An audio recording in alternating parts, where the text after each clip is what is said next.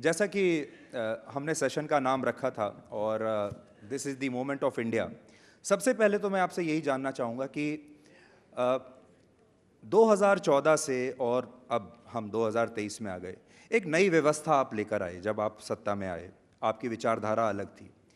आपका vision of India वो बाकी लोगों से कैसे अलग है, और ये जो समय अभी आपको 9 साल का मिला है, इसमें आप कितना बदलाव ला पाए? देखिए, आप थोड़े बैकग्राउंड में जाएंगे तो मेरी पार्टी का विजन बहुत स्पष्ट है। मेरी पार्टी जब से बनी तब से, और ये 10 साल की, अगर 9 साल की आप बात कर रहे हैं तो मोदी जी जब से प्रधानमंत्री बने तब से मेरी पार्टी की विचारधारा के आधार पर और हमारे नेता मोदी जी के तय किए हुए लक्ष्यों के आधार पर चल रही है। जहाँ तक विजन का सवाल है, हम शुरू से राजनीति में मानते आए हैं कि ये देश एक अलग प्रकार का देश है। ये देश बहुत पुराना देश है, हमारा गौरवशाली इतिहास रहा है, और इस देश की नीतियाँ इस देश की स्थानीय परिस्थिति के आधार पर बननी चाहिए, न कि 2-3 करोड़ की आबादी वाले देशों से एडॉप्ट की हुई नीतियां हो सकती हैं। और दूसरा, हम मानते हैं कि जिस प्रकार का भारत के अंदर पोटेंशियल पड़ा हुआ है, हमारे देश के भूभाग में, हमारे देश की जनता में, और विशेषकर देश के युवाओं में, हम सब ने लक्ष्य रखना चाहिए कि जब आज़ादी की शताब्दी हो तब हर क्षेत्र के अंदर भारत दुनिया में सर्वप्रथम हो। यही नीति लेकर हम चल रहे हैं और इसी के लिए हर क्षेत्र में हम काम कर रहे हैं। अमित जी, आर्किटेक्ट ऑफ 2024, सबसे बड़ा सवाल आज सबके मन में जो है वो ये कि अगले साल जो चुनाव होगा लोकसभा का, अब उसमें क्या होने वाला है? अगले साल से इस देश को कौन चलाएगा? आप ही चलाते रहेंगे या कोई बदलाव आएगा? और आप भी चलाएंगे तो क्या इसी स्वरूप में या किसी और फॉर्मूले के तहत? देखिए, जहाँ तक चुनाव का सवाल है 2024 का, इतने बड़े देश में देश की जनता जब तय करती है कि देश का अगला प्रधानमंत्री कौन होगा, किस पार्टी की सरकार होगी, तब उसका आकलन जनता ही कर सकती है।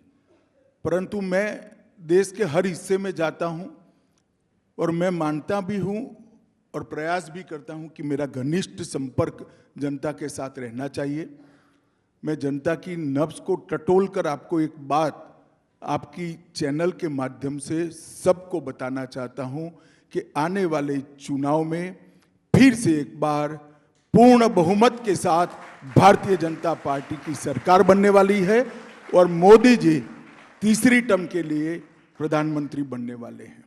और आजादी के बाद का जो शुरुआती समय था, उसके बाद पहली बार एक महीने में 70 के बाद पहली बार कोई प्रधानमंत्री 3 बार पूर्ण टर्म के लिए चुनकर आएगा और पूर्ण बहुमत के साथ चुनकर आएगा।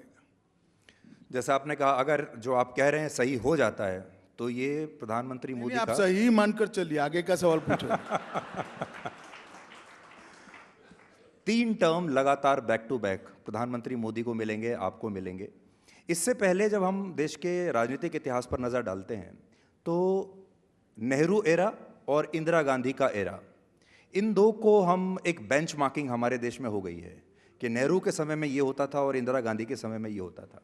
क्या आपको लगता है कि मोदी एरा अब नेहरू और इंदिरा एरा से भी ज़्यादा महत्वपूर्ण हो गया है, बेंचमार्किंग में पहले नंबर पर है, और क्या आप उनको अब हमारे देश के महानतम प्रधानमंत्री के तौर पर मानेंगे?